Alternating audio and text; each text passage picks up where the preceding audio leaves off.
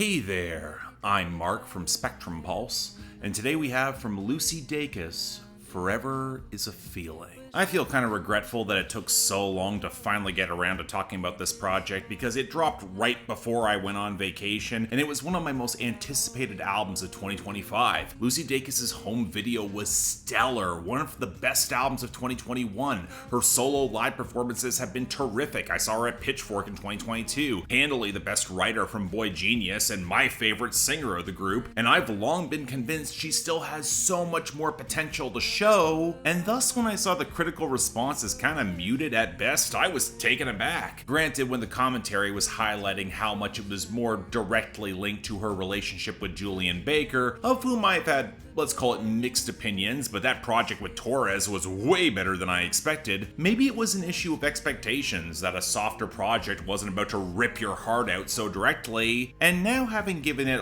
more than enough time to sink in, I find myself thinking that I should like this less than I do. For one, it's easily the most soft-focused adult alternative record in Lucy Dacus' catalog so far, and if you're looking for the gut-punch immediacy in the production of previous albums, this will get there sparingly. A lot more delicate acoustics, feathery strings, gentler keyboards, where Blake Mills' production enhances that glossy atmosphere, but absolutely underserves any bass groove or faster tempo. Hell, with every bubbling flutter on the title track, if it wasn't for the key change stepping up into the hook, that wouldn't be out of place in 2007, shipped for a sitcom. Now that's not saying there aren't some utterly gorgeous moments. I love the playful sawing strings and liquid textures of ankles, and the aching pianos and strings of Limerence that feels almost like a callback to vintage Baroque pop. Come Out has some impeccably engineered sharper drums juxtaposed against the dreamy cascades. Lost Time is an utterly gorgeous and intimately soft-focused love song, until it actually brings more grit than damn near any other song on the album, and it's great for it. And Bullseye is a sort of post-breakup exhale of a duet with Hozier that makes entirely too much sense, and it's exactly as great as you would expect. But then you get the one other song with more shuddering, percussive 90s guitar muscle on Talk, and the compressed distortion and warbles just kind of hit a bum note for me. It's jarringly out of place with the rest of the project. And given how Dacus' writing can feel a little short on structure, vignettes that will stitch together, occasionally light on hooks, or just feeling broadly disconnected,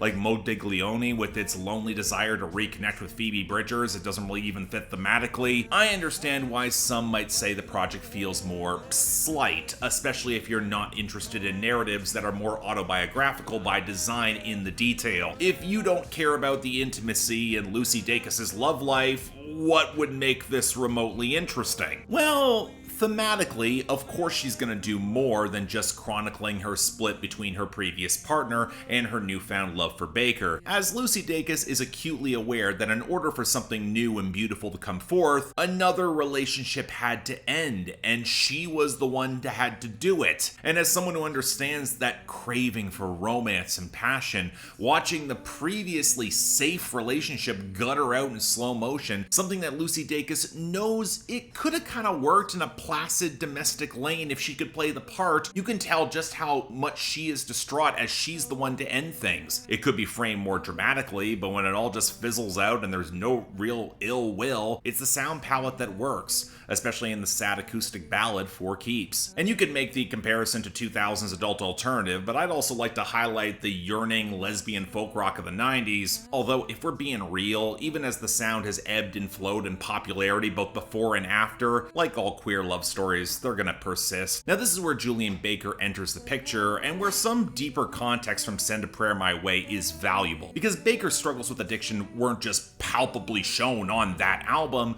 but are also never quite out of view for Lucy Dacus. She's being tasked to be the stable and grounded one for once, even as she wants to scream her passion from the rooftops, amidst boardrooms that want to commodify all of her art in this lane, but also miss every emotive subtlety. And Dacus also knows it's a bigger risk. You wouldn't include so many ancillary details about Baker's recklessness and previous addictions if it wasn't, and it's likely also not going to last that long, but there is that desperate dream to chase forever, and if not forever, cling to every second of time together for fear of losing it. Which is why the directness can really connect amidst the lived-in moments of Most Wanted Man and Lost Time. There's not a song here that's gonna rip your guts out in the same way Thumbs did, but if I'm gonna meet Lucy Dacus where she is, what's most intact about her performance here is that balance between the prim literary poise being too smart for the room and the unabashed passion that flies free of it. And in the middle, that yearning glows so warm. And that's where I think I'm at odds with the folks who are lukewarm on this album, which includes my inner critic who hears a more sedate, less challenging, less memorable album, emblematic of sapphic folk that's content to circle and eat its own tail. And yet I just can't really agree with that. I do understand that it's not as potent as home video pretty much across the board,